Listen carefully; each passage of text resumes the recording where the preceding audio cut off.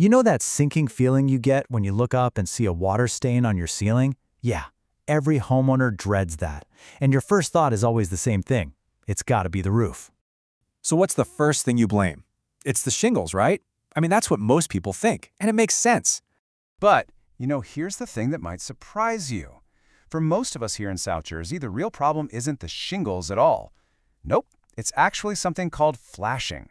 So what in the world is flashing?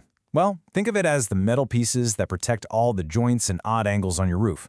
Around your chimney, where vents pop through, or where a wall meets the roof.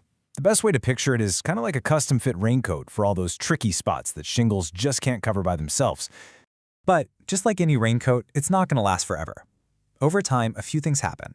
The sealants that hold it all together, they start to dry out and crack.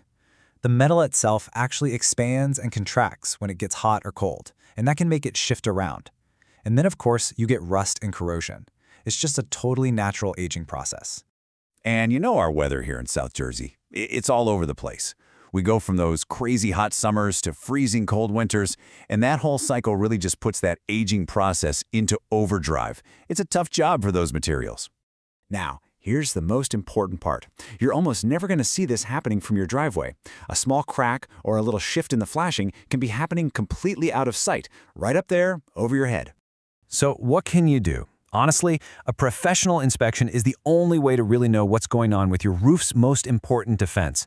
And look, it's not about trying to find problems. It's all about peace of mind. Just catching a tiny little issue today before it ever gets a chance to become a massive headache down the road.